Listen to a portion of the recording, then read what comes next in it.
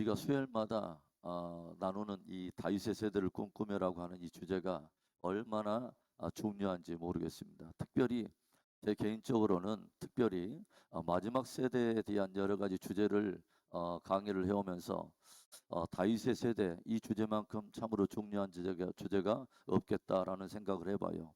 왜냐하면 하나님께서 아모스 선지자를 통해서 내가 마지막 때에 다윗의 무너진 장막을 수축하며 그 세대를 일으키리라 라고 주님께서 또 약속을 하셨다고 하는 거죠.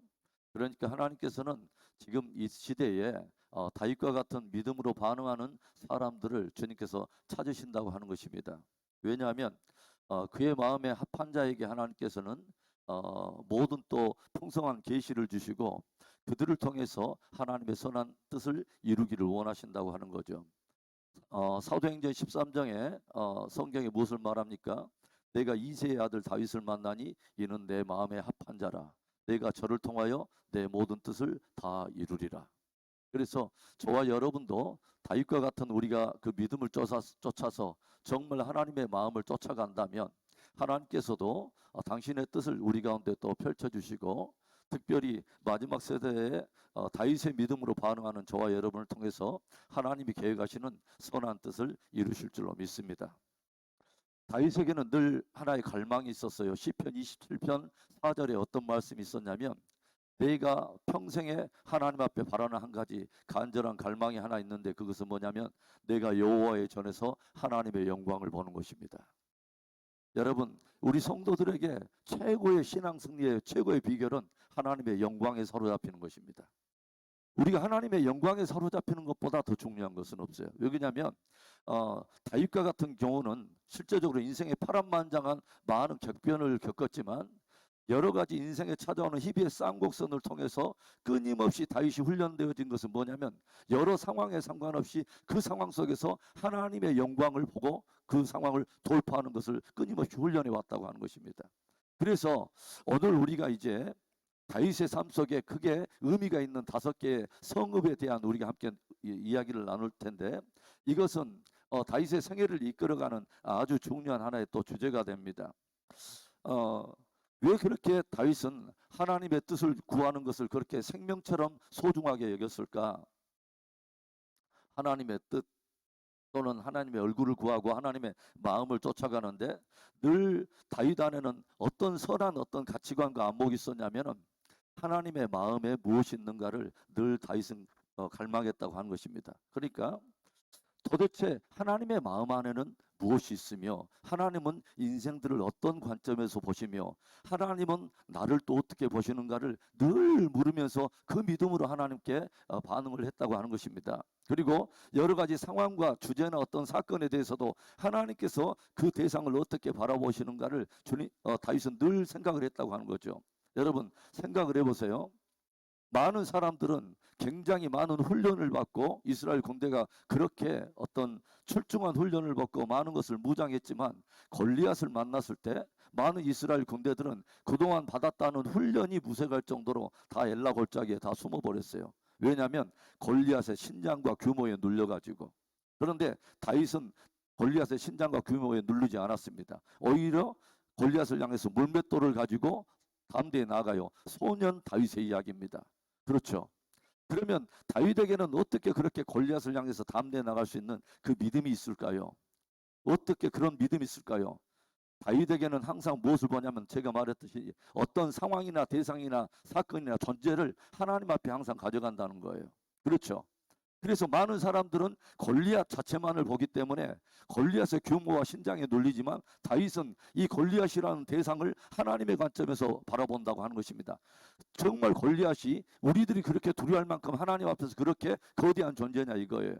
아니라는 거죠. 하나님이 볼 때는 오히려 하나님의 백성들이 훨씬 위대한 존재고 하나님은 하나님의 백성 편에 있는데 이 골리앗이라고 하는 이 사람을 대적의 어떤 규모와 신장으로만 사람들이 보니까 그것을 하나님의 관점에서 바라보는 것을 하지 않으니까 그 믿음의 안목이 없으니까 거기서 눌리고 그것을 해서 두려워하게 되더라고 하는 것입니다. 여러분들을 정말 축복합니다. 하나님의 영광에 사로잡힐 수 있는 은혜가 있기를 바랍니다.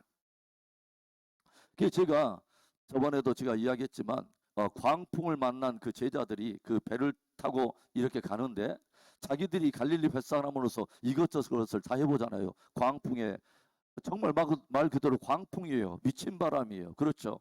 미친 바람. 그래서 제가 이전에 그 주제를 말할 때, 여러분 그 주제를 말할 때 어떤 단어가 나가냐면 메가라고 하는 그 단어가 사용됐어요. 헬라어 메가. 여러분 아시죠? 메가라고 하는 단어는 굉장히 수준 이상의 거대한 것들을 표현할 때 메가라고 하는 단어를 쓰잖아요. 메가톤급 바람.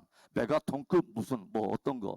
그런데 그날의 바람이 광풍이었다는 것이죠. 메가톤급. 그러니까 이것은 내가 평상시에 갈릴리에 살아가면서 어떤 그 적절한 어떤 위기와 파도가 있었을 때 내가 내 수단과 방법을 통해서 또 뱃사람으로서 이골이 난 내 어떤 그 기술과 재주로 이겨나갈 만한 그런 수준의 바람이 아니었다는 거죠. 이 모든 것을 내가 가졌다는 것을 참으로 무색할 정도로 그렇게 무력화시켜버린 굉장히 메가톤급 광풍이었다고 하는 거죠.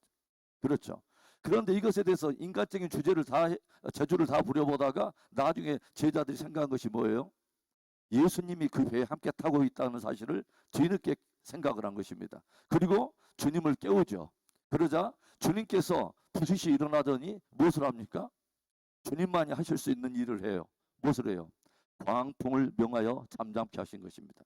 풍랑을 명하신 것입니다. 인간의 저주로 도저히 어떻게 해볼 수 없는 그 광풍, 메가톤 그 광풍인데 그 광풍이 누구의 말씀에 잠잠해지냐면 예수님의 말씀에 모든 것이 잠잠해지더라고 하는 거죠. 왜 그러죠? 주님이 바람 위에 계시기 때문에 그렇죠. 주님이 메가톤급, 아무리 메가톤급이지만 그것이 주님 앞에 설 때는 광풍이 아닌 거죠. 그냥 하나의 바람인 거죠. 그렇죠? 그래서 제자들 사이에 바라보니까 그 바다에 굉장한 고요함이 자리를 하게 되죠. 여기에서 두 번째 메가라고 하는 단어가 사용됐어요. 뭐예요? 사람이 도저히 연출할 수 없는 엄청난 풍랑과 이 모든 것이 주님의 말씀 앞에 잠잠해질 때 거의 두려울 정도의 경이로운 고요가 그 바다 위에 임한 것입니다. 이때 메가라고 하는 단어가 또 사용됐어요. 메가톤급 굉장한 고요함입니다. 그리고 이제 제자들이 뭐라고 말을 하죠? 제자들이 서로 뭐요? 저가 누구이기에 바람과 바다도 순종하는가? 여러분 이때 또 한 번 이 메가라고 하는 단어가 사용됐습니다. 뭐냐면 제자들 사이에 심히 두려워하며 심히 놀라며 제자들이 서로 뭐요? 저가 누구이기에 바람과 강풍도 그분 앞에서 순종하는가? 그러니까 이제는 어떤 제자들 안에 경이로운 두려움이 임했는데 메가톤급 경이로운 두려움이 저들을 압도해 버렸는데 이것은 광풍 때문에 두려워하던 그 경이로운 두려움이 아니라 그런 두려움이 아니라 주님이 누구인가를 진짜 알기 때문에 내 안에 찾아온 경이로운 두려움이었다고 하는 것입니다. 이것이 여호와의 영광입니다. 우리가 하나님의 영광 안에 압도를 당하면 두려워하지 않는 것입니다. 할렐루야. 그렇잖아요. 두려움이라고 하는 그 원래 원어적 의미는 마음이 둘로 나뉜다는 거예요. 하나님만을 바라보던 우리의 믿음의 시선이 뭐예요? 무게가 둘로 나누면 그것이 두려움이 되는 거죠. 하나님만 온전히 신뢰했을 때는 두려움이 아닌데 이것이 뭐냐면 문제가 점점 다가오기 시작하면서 내 마음이 하나님을 향한 뭐예요? 시선이 둘로 나누기 시작하면서 문제가 커보기 시작하면서 두려움이 우리 안에 찾아온다고 하는 것입니다. 다시 한번 여러분을 축복하기는 하나님의 영광에 압도당하며 주님을 향한 그 경이로운 두려움이 우리를 가득 충만하게 채우시는 귀한 은혜가 있기를 축원합니다. 그래서 늘 하나님의 뜻을 구하는 다윗, 하나님의 마음에 무엇이 있는가, 하나님은 어떻게 바라보시는가, 이것이 굉장히 다윗의 가장 중요한 주제였다고 하는 거죠. 그런데 이것이 왜 그렇게 중요한 주제였습니까? 바로 성경에 왕 같은 제사장이라고 하는 개념과 제가 이 앞전에 그런 말을 했어요. 왕 같은 제사장, 왕 같은 제사장. 하나님께서 에덴 동산에 아담과 하와를 창조하셨는데 아담과 하와에게 모든 지으신 만물을 다 위탁하셔서 다스리도록 하셨어요. 그렇죠? 그래서 아담과 하와는 어떤 존재로 지음을 받았냐면 모든 만물을 하나님께 위탁받아서 다스리도록 지음을 받았어요. 그렇죠? 그러니까 한마디로 왕으로 지음을 받았습니다. 왕의 사명이 있다는 거죠. 지으신 모든 만물을 위탁받아서 다스려야 되기 때문에 왕과 같은 직분이 있는 거예요. 그러면 이 왕은 제가 말했지만 스스로 왕이 아니에요. 자기를 왕으로 삼은 존재가 있어요. 그분이 진짜 왕이에요. 만왕의 왕이신 하나님. 만왕의 왕이신 하나님께서 모든 만물을 다스리도록 왕으로 세운 거예요. 그렇죠? 그렇다면 이 청지기적인 이 왕이 해야 될 가장 중요한 일이 있다고 말했죠. 무엇입니까? 이 사람은 대단한 실력과 지혜와 어떤 것들도 갖추면 참 좋겠지만 그것보다도 훨씬 더 중요한 것, 이 사람에게 필요한 것이 뭐예요? 진짜 왕이신 하나님의 뜻을 구하는 거예요. 그렇죠? 그분의 뜻을 알아야 그분의 뜻대로 다스릴 거 아닙니까? 그래서 그분의 뜻을 구하면서 모든 만물을 대표해서 그분을 영화롭게 하며 그분의 뜻을 구하는 그 자리가 뭐예요? 제사장의 자리죠. 제사장은 중보적인 위치에 있어요. 하나님과 만물 사이에 중보의 자리에 서서 만물을 대표하면서 하나님의 뜻을 구해요. 하나님을 영화롭게 해요. 그렇죠? 그리고 하나님의 받은 뜻을 따라서 그의 뜻대로 다스려요. 여기서 왕 같은 제사장이라고 하는 개념이 나오는 것입니다. 할렐루야. 그래서 이 앞전 시간에 여러분과 성경을 통해서 말했지만 하나님은 이스라엘 백성들을 애굽에서 불러내서 시내산에서 저들과 언약을 할 때 주님께서 뭐라고 말합니까? 너희가 열국 가운데 나의 말을 잘 들으면 너희들은 열국 가운데 나의 거룩한 소유가 되고 내게 뭐요? 제사장 나라가 되리라. 왕 같은 제사장으로 그들을 구별했다는 거예요. 그런데 똑같이 베드로전서 2장 9절에 우리는 또 신약의 시대에서 주의 몸된 교회, 즉 예수 그리스도로 말미암아 구원받은 성도들에게 뭐라고 말합니까? 너희는 왕 같은 제사장들이며. 여러분, 저와 여러분이 왕 같은 제사장들입니다. 할렐루야. 우리 옆에 분들을 그렇게 축복합시다. 왕 같은 제사장님이십니다. 예, 그렇게 안 보일지라도 다시 한번 우리 축복합시다. 왕 같은 제사장이십니다. 예, 이것은 저와 여러분이 스스로 나는 왕 같은 제사장이라고 한 것이 아니라 하나님이 예수 그리스도 안에서 구원받은 저희를 그렇게 부르십니다. 할렐루야. 저와 여러분의 진짜 참된 정체성은 내 스스로 어떻다고 하는 게 정체성이 아니라 주님이 우리를 누구라 하는 그 정체성이 저와 여러분의 진짜 정체성이에요. 할렐루야. 여러분, 그래서 우리는 왕같은 제사장에 이것을 우리는 회복해내야 돼요. 회복해야 되는 것입니다. 그런데 이 왕같은 제사장의 기준을 잡고 있는 사람이 누구냐? 다윗입니다. 왕같은 제사장의 기준이 누구요? 다윗이에요. 다윗. 그래서 여러분, 제가 말했지만 열왕기 상하나 역대 상하를 쭉 읽어보면 어떤 말이 나와요? 굉장히 많은 왕들의 이야기가 등장하는데 이 왕들이 진짜 하나님 보시기에 좋은 왕이냐 안 좋은 왕이냐, 그 기준을 항상 누가 잡냐면 다윗이 잡고 있어요. 그래서 어떤 왕의 어떤 기록을 다 기록한 다음에 꼭 뒤에 어떤 말이 나오냐면 저가 여호와의 보시기에 다윗의 길로 행하여 아니면 다윗과 같이 아니하여. 그러니까 그 기준이 누구냐면 다윗이에요. 그래서 저와 여러분의 마지막 시대에도 우리가 왕 같은 제사장으로 주님께 반응하며 다윗의 세대로 우리가 반응해야 될 텐데, 그렇다면 그 거룩한 기준이 되는 다윗의 믿음을 쫓아가는 것은 저와 여러분에게 굉장히 의미가 있다는 것입니다. 할렐루야. 하나님은 마지막 시대에 다윗의 세대로 반응하는 사람들을 찾으셔요. 왜냐하면 그들을 통해서 당신의 선한 뜻을 이루시기를 원하신다고 하는 것입니다. 그래서 제가 여러분과 함께 이 수요 성경 공부를 하는 동안에 여러분, 저와 여러분이 이렇게 말씀을 함께 나누면 집에 가서 조용히 한번 그것을 가지고 묵상해 보세요. 그리고 나의 삶과 신앙과 조용히 한번 이것을 비교해 보면서 한번 접목해 보면서 좋은 은혜를 누릴 수 있기를 바라요. 왜 하나님께서는 사울 왕을 피할 수밖에 없었고 다윗을 세울 수밖에 없었느냐? 사울 왕에게는 무엇이 없었어요? 이것이 없습니다. 뭐예요? 하나님의 뜻을 구하지 않아요. 그리고 하나님의 뜻을 알아도 뭐요? 자기 의무적으로 그것을 바꿔버리고 변개시켜버리고 뭐요? 순종하지 않습니다. 하나님의 뜻을 구하지도 않고 그의 뜻대로 다스리지도 않아요. 그렇다면 어떻게 해야 돼요? 회의하는 것입니다. 에덴 동산에서 아담과 하와가 하나님의 뜻을 구하고 그의 뜻대로 다스리는 이 일에 실패할 때 하나님의 뜻이 아니라 전혀 다른 사단에 주는 거짓 메시지를 진리로 붙들고 있는 사람에게 어떻게 하나님께서 당신의 나라를 맡깁니까? 그런 의미에서 저와 여러분에게 진짜 중요한 것은 성경 하나님의 말씀입니다. 아멘입니까? 그래서 제가 오늘 올해 주제를 우리가 이 주제로 잡은 거예요. 뭐예요? 솔라 스크립투라, 오직 말씀으로. 여러분, 진정한 우리의 삶의 변화와 신앙의 개혁은 무엇으로부터 시작되냐면 하나님의 말씀부터 시작됩니다. 하나님의 말씀을 우리가 기준으로 잡을 때 내 이성과 내 생각과 묵상이 하나님의 말씀과 충돌해도 그분이 진짜 하나님이고 그분의 말씀이 진리라면 우리는 내 것을 쳐서 복종해서 그분의 왕되심을 드러내야 되는 것입니다. 이게 진짜 하나님의 예배자들인 거예요. 할렐루야.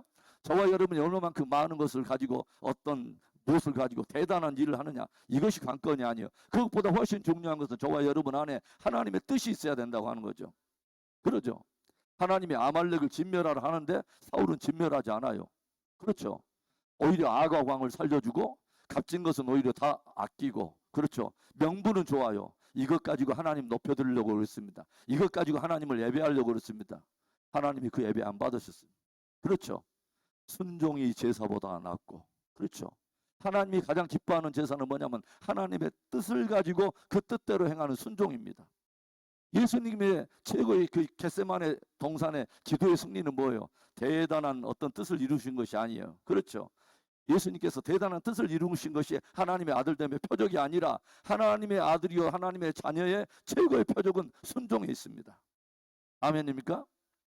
아버지요, 할 수 있거든 내 원대로 하시고 하나님 이것을 지나가게 하시옵소서. 그러나 뭐예요? 나의 원대로 하지 마시고 아버지의 뜻이 이루어지기를 원합니다. 여러분, 이것이 저와 여러분 안에 있어야 될 진짜 좋은 순종의 믿음인 줄로 믿습니다. 자, 그래서 이제 오늘은 이 다윗 안에 있었던 다윗의 삶 속에서 굉장히 의미 있는 5개의 성읍이 있는데 이 도성에 대한 이야기를 잠깐 스케치하고 우리가 마무리하려고 합니다. 제일 먼저 다윗에게 있어서 굉장히 의미 있는 도시, 다윗의 고향이면서 다윗이 자랐던 도시가 어디예요? 베들레헴입니다. 베둘레헴이 아니라 베들레헴. 그렇죠? 자, 베들레헴의 뜻이 무엇인지 아십니까? 이 베들레헴은 또 누구의 고향이기도 하죠? 예수님의 고향이기도 하죠. 그렇죠? 베들레헴입니다. 유대 베들레헴.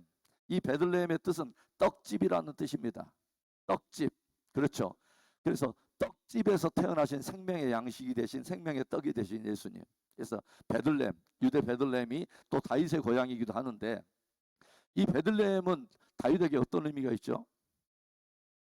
이 베들레헴에서 태어났고 자라는데 여기에서 이제 사무엘상 16장에 처음으로 다윗의 모습이 나오는데 베들레헴에서 양떼를 치고 있는 다윗의 모습을 보여주죠. 그렇죠. 이때 다윗은 목동이었어요.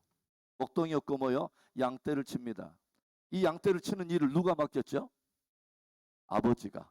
그렇죠. 육신의 아버지인 이새가 다윗에게 위탁해서 맡긴 이 양떼를 어디에서 칩니까? 광야에서. 유대 광야에 가서 양떼를 쳐요. 여러분, 굉장히 이제 의미가 있어요. 그런데 이 다윗이 목동으로서 아버지가 육체의 아버지가 맡긴 바로 그 일을 위탁받아서 광야에서, 이 광야는 어떤 곳이죠? 사람이 찾지 않는 곳이에요. 사람의 시선이 별로 가치 있게 보는 그런 장소가 아니에요. 그렇죠. 사람에게 오히려 가려진 장소고 사람에게 가려진 시간이에요. 그렇죠. 아무도 알아주지 않는, 어떻게 보면 사람이 드러나지 않는, 어떻게 보면 바로 그곳에서 매일처럼 지루한 일상, 그렇죠. 별로 의미도 없어 보이는 어떤 지극히 평범한 일상 속에서 아무것도 아닌 일 같은 그런 일을 다윗은 그곳에서 하고 있는 거예요. 여러분, 굉장히 의미 있어요. 그런데 이 일상에서 다윗이 아무 일도 아닌 것처럼 여겨질 수밖에 없고 사람들은 별로 광야를 찾지도 않고 그런 일을 하기도 좋아하지 않는 바로 그 일을 아버지로부터 맡아가서 광야에서 양떼를 치는데 뭐요? 그 일을 어떻게 감당하고 어떤 태도로와 어떻게 그것을 이루어가는가를 보고 계시는 분이 계십니다. 하나님은 아신다는 거죠. 지극히 작은 장소, 일상의 평범한 시간 속에서 우리가 아무 일도 아니라고 생각하는 그 작은 일을 대하는 모든 것들에 대한 자세와 태도를 누구는 보고 계시냐면 하나님은 보고 계세요. 그리고 그 다윗을 바로 그것에서 주목하시던 하나님은 다윗을 어떻게 해요? 뽑아다가 바로 그에게 기름을 부어서 왕을 세우십니다. 여러분, 우리는 여기서 굉장히 우리 중요한 것을 우리는 배우게 돼요. 다윗이 제일 먼저 등장하는, 또 그가 하나님 앞에 훈련받았던 것은 뭐냐면 사람들이 알아주지 않는 장소에서 사람들은 별로 가치를 두지 않는 하찮은 일같이 보여진 일이지만 아버지가 나에게 맡긴 바로 그 일에 대한 성실과 신실함과 충성됨을 하나님은 보고 계셨다는 거예요. 양떼를 어떻게 치는가? 그들을 통해서 어떻게 이 다윗이 성실을 다해서 아무도 보이지 않는 곳에서 그것을 잘 감당해내는 것을 보면서 이것에 대해서 충성됨을 하나님께서 검증을 하시고 그를 이스라엘의 양떼를 치는 목자로 세웠다는 겁니다. 육신의 아버지가 맡긴 양떼에 대해서 성실하게 쳤던 바로 그것을 가지고 하나님 아버지께서 하나님의 양떼인 이스라엘의 백성들을 맡기시더라고 하는 것입니다. 여러분, 오늘 내가 심겨진 지극히 작은 일상의 장소에서 우리가 어떤 삶을 살고 하나님 앞에 어떤 태도로서 그 일을 감당하는 것은 우리의 장래와 굉장히 밀접하게 연결되어 있습니다. 우리는 어떻게 보면 우리 지극히 작은 장소에서 아무도 찾지 않는 바로 그곳에서의 일상의 삶 속에서 우리는 하나님을 예배하고 있는 거예요. 바로 그 자리에서 우리는 하나님 앞에 내 충성과 신실함을 사실은 연단을 받고 훈련받고 검증을 하며 주님은 그 사람의 인생을 바로 일상의 삶 속에서 그 사람의 신앙과 삶을 달아보신다고 하는 것입니다. 정말 합당한가? 그 다음에 하나님의 일을 맡기기에 합당한가? 이곳에서 다윗은 자기 앞에 나타나는 양떼를 지키기 위해서 그 나타나는 대적들 사자와 이리와 곰들이 막 나타나면 일이 쳐 죽이고 절이 나타나면 절이 쳐 죽이고 곰이 나타나면 곰곰이 생각하다가 쳐 죽이고 하여간 이렇게 해가지고 모든 것들을 물맷돌을 던지면서 그것을 쳐 죽이잖아요. 일상에서 내가 계속 물맷돌을 던져왔는데 아무것도 아니고 양떼 치려고 내가 했던 이것에 뭐가 붙어요? 무엇인가가 붙어요.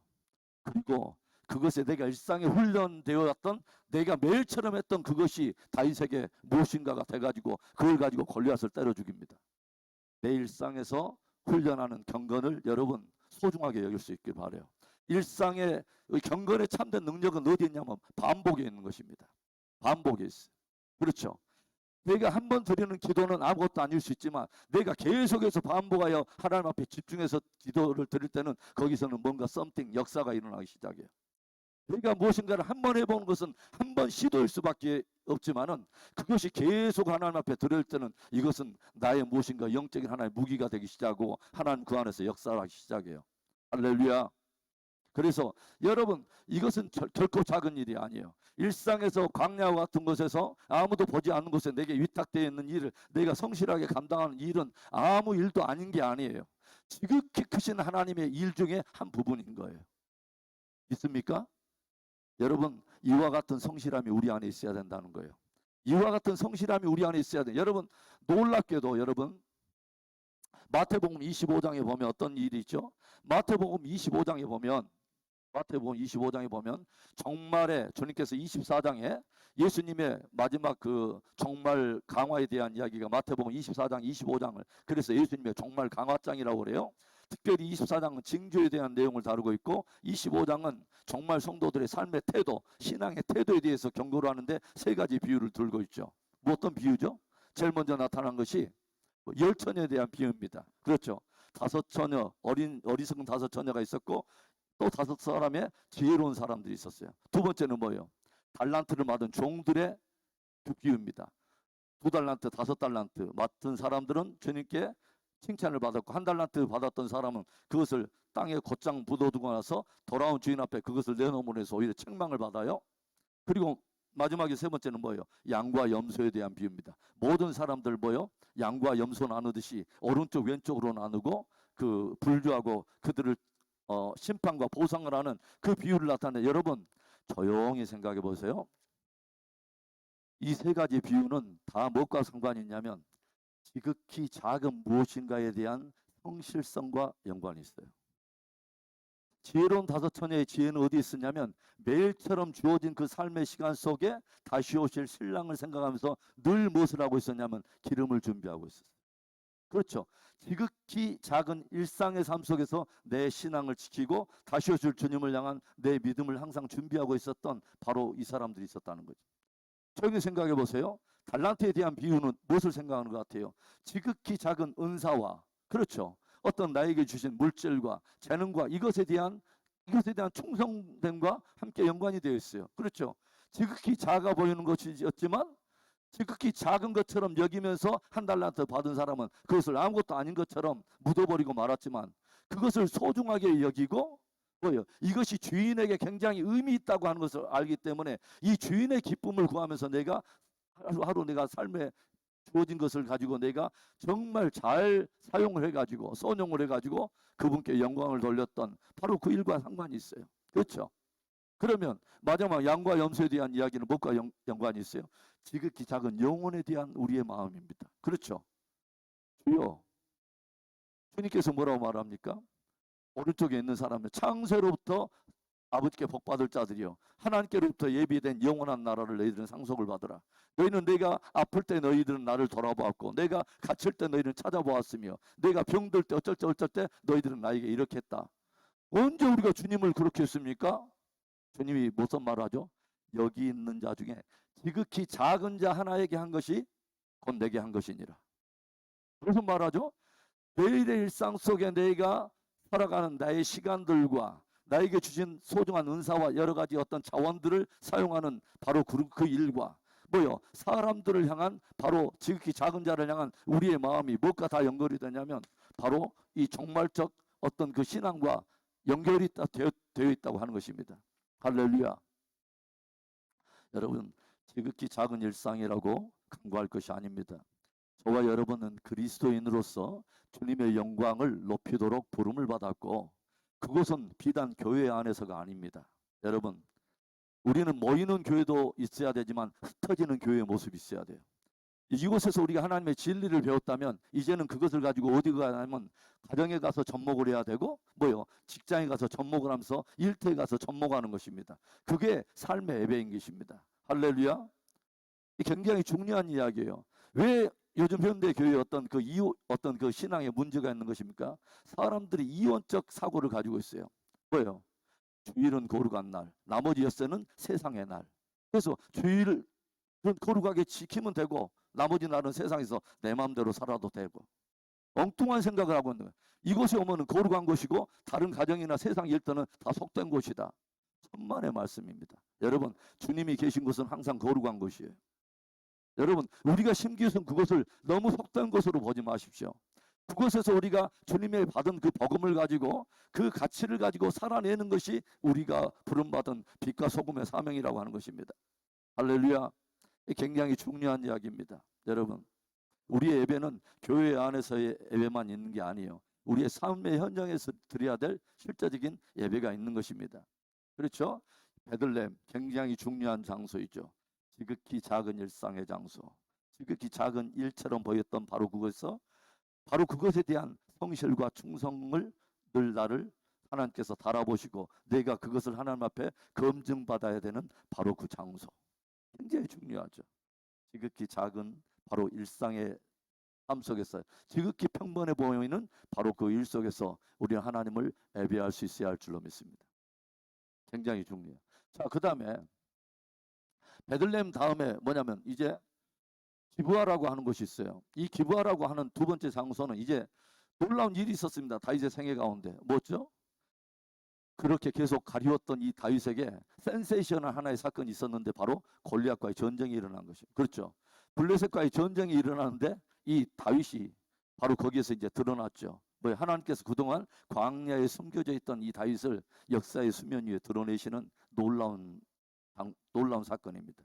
그렇죠. 일개 먹동이 뭐요? 기브아는 뭐가 있냐면 왕의 궁전이 있는 것입니다. 왕궁으로 그를 불러들입니다. 이 왕궁, 일시적인 형통이 그에게 주어져 있고 이 앞전과는 수준이 다른 일약 스타덤에 오르는 굉장히 놀라운 사건이 일어났어요. 하나님이 우리를 그럴 때가 있죠. 어떤 그 광야와 같은 곳에 처박아놨던 우리들을 갑자기 하나님께서 일약 도약을 시키시고 어떤 놀라운 길들을 여시고 형통의 어떤 은혜를 주실 때가 있어요. 그렇죠. 일시적인 형통이 주어진 거예요. 놀라운 수준이에요. 이 다윗이 하나님께서 이 먹동인 다윗을 어느 수준으로 올려버리셨냐면 온 국민들이 오빠 부대가 일어난 거예요. 그렇죠. 이 아줌마 부대가 일어났고 심지어는 뭐라 합니까? 사울이 죽인 자는 천천히요, 다윗의 죽인 자는 만만이로다. 그러니까 온 국민들 안에서 민심을 한 몸에 얻어버린 거예요. 그렇죠? 한 몸에 얻어버리고 왕의 호위 무사가 돼서 왕궁으로 들어갑니다. 기브아에 있는 왕궁으로 들어가요. 이것뿐만이 아니에요. 민심뿐만 얻은 것이 아니에요. 뭐요? 사울 왕이 그를 잡아다가 자기를 호위 무사하도록 왕의 궁전 안에 그를 뒀고, 또 무엇을 합니까, 여러분? 왕의 아들의 이름 아세요? 요나단이라고 하는 왕자의 마음을 얻습니다. 그래서 여러분, 다윗과 요나단, 여러분 많이 들어보셨죠? 이 다윗과 요나단은 찬양팀의 이름이 원래 다윗과 요나단이 그게 아니라 원래 성경에 나오는 이 다윗과 요나단의 깊은 우정을 새기는 그런 팀웍을 말하는 거죠. 그렇죠? 일개 목동인데 누가 이 다윗을 사랑합니까? 사울 왕의 아들인 요나단이 마음을 두고 생명을 다해서 이 다윗을 사랑해요. 그리고 심지어는 이 다윗을 위해서 무엇을 이 줘버리는지 아세요? 우리 한번 찾아봅시다. 자, 어디 보냐면 사무엘상 18장을 가봅시다. 자, 사무엘상 18장에 찾으셨어요? 439페이지 18장 1절 보겠습니다. 다윗이 사울에게 말하기를 마침에 요나단의 마음이 다윗의 마음과 하나가 되어서 요나단이 그를 자기 생명같이 사랑하니라. 그날에 사울은 다윗을 머무르게 하고, 사울이 다윗을 머무르게 하죠. 그의 아버지 집으로 다시 돌아가기를 허락하지 아니하였고, 요나단은 다윗을 자기 생명같이 사랑하여 더불어 뭐요? 언약을 맺었으며. 4절에 요나단이 자기의 입었던 겉옷을 벗어주고 다윗에게 주었고, 자기의 군복과 칼과 활과 띠도 그리하였더라. 뭐요? 왕자가 뭐요? 자기의 옷과 활과 모든 띠를 다 주고 이 다윗과 깊은 우정의 언약을 맺은 거예요. 굉장하죠. 그렇죠? 그뿐만 아니에요. 여러분, 다 읽진 않았는데 이제 사울의 또 딸이 있어요. 미갈이라고 하는 그 딸이 있는데 다윗을 사랑하니까 이 사울이 결국은 이 다윗과 함께 결혼을 이렇게 허락해 줍니다. 그러니까 뭐냐면 이 정관은 상상할 수 없는 엄청난 형통과 어떤 일시적 성공이 이제는 뭐예요? 과분할 정도로 다윗에게 실려 있어요. 그렇죠? 이 기브야에서 이제는 광야가 아닙니다. 사람들이 주목해요. 그렇죠? 왕이 주목해요. 모든 사람들의 신임을 한 몸에 있고 명예와 모든 것들이 실려 있고 지금 인기가 한참 뭐요? 최고의 어떤 그 하이 레벨에 지금 섰어요. 바로 그곳에서 하나님은 다시 한번 다윗을 바라보는 거예요. 바로 그곳에서도 하나님을 향해서 변질되지 않고 여전히 광야에서 예배자였던 것처럼 다윗이 하나님을 예배할 수 있는가? 우리의 삶 속에 일시적인 형통이 찾아올 때가 있죠. 여러 가지 삶의 어떤 수준이 달라지기 시작하고 많은 것들이 어떤 힘에 우리에게 하나님이 붙여주실 때가 있어요. 많은 사람들은 이런 것들이 올 때 뭐요? 변질되죠. 그렇죠? 이전에 하나님을 그렇게 의지했던 사람도 마치 자기 힘으로 이룬 양 하나님을 멀리하기 시작하고 무엇인가가 변질이 돼요. 그런데 다윗은 그러지 않습니다. 그곳에서도 하나님을 여전히 예배하고 있다고 하는 것입니다. 여러분, 왜 이런 것이 지금 우리에게 중요하면 이제 다윗의 인생에요. 이 기브아에 한참 높아졌던 그 인기와 이 명예 속에서도 나중에 그 다음에는 곤두박질 쳐가지고 어디로 하나님이 쳐박아 버리냐면 광야 아둘람 굴에다 쳐박아 봅니다. 자기를 인정했던 신임과 민심과 명예와 힘과 이 모든 것이 다 사라져버리고 왕이 3천 군사를 이끌고 다윗을 죽이려고 쫓아다니는 도망자의 신세로 전락해버려요. 무엇을 말하는 거예요? 어떤 형통과 무엇인가를 주어졌을 때, 이 모든 것을 상실해버렸을 때 과연 우리의 믿음은 어떻게 달라질 것인가 하는 거죠. 하나님께서 무엇인가를 주셨을 때 과연 교만으로 우리가 하나님을 뭐예요? 하나님의 뜻을 저버리고 떠날 것이냐, 아니면 곤두박질 쳤을 때 내 안에 쓴뿌리가 나가지고 하나님께로부터 떠날 것이냐. 그런데 우리가 놀라운 것은 왜 다윗인가를 우리가 알게 되는 것은 다윗은 자기에게 주어진 이 모든 것에 상관없이 여전히 하나님을 붙들고 있다고 하는 거예요. 하나님은 이것을 바라보시는 거예요. 이것에 대해서 달아보고 나서야 나중에 희비곡성에 이런 것을 좀 경험하고 나서 그 가운데서도 하나님을 향해서 신실함과 충성됨이 검증이 됐을 때 비로소 하나님은 무엇을 하면 다윗을 진짜 왕으로 딱 세우십니다. 여러분, 굉장히 우리가 중요하죠. 오늘 우리가 지금 여기까지만 할 텐데 여러분, 굉장히 우리에게 중요한 오늘 교훈이 있어요. 여러분, 중요한 교훈이 있습니다. 우리에게 주어진 일상의 시간들, 아무것도 아닌 일 것처럼 보이고 아무것도 별 값어치 없는 장소에서 그냥 허드렛 일을 하는 것처럼 이렇게 보여지는 것 같지만, 나에게 주어진 작은 소명들, 좋은 어떤 작아 보이는 은사와 어떤 이런 것들을 가지고 그것을 주어진 뜻을 따라서 이것을 충성되게 감당하는 것, 하나님은 달아보십니다. 그곳에서 우리는 하나님을 예배하는 거예요. 그걸 통해서 하나님을 예배하는 것이에요. 그리고 그걸 통해서 우리는 준비되어져 가는 거예요. 왕 같은 제사장으로서 우리가 준비되어져 가는 거예요. 그러면 하나님께서는 때때로 우리를 바라보셔요. 높이 세우시기도 하시고 때때로는 한번 쳐박아 보시기도 하고. 왜냐하면 얘가 나를 경외하고 나를 향한 신실함을 다른 나로부터 무엇인가를 얻었을 때만 나를 경외할 것이냐, 내 모든 것을 빼앗고 다 상실해 버렸을 때도 나로 인하여서 저가 나를 예배할 것인가를 한번 달아본다는 것입니다. 굉장히 중요한 이야기입니다. 여러분, 다윗의 세대를 꿈꾸며, 여러분, 이 다윗의 세대를 꿈꾸는 우리 안에 진짜 다윗의 마음이 가득 배어져 있고 가득 주님께, 우리가 상황과 어떤 환경에 익숙해져가는 믿음이 아니라 주님께 익숙해져가는 진짜 좋은 믿음이 되기를 주의 이름으로 축원합니다.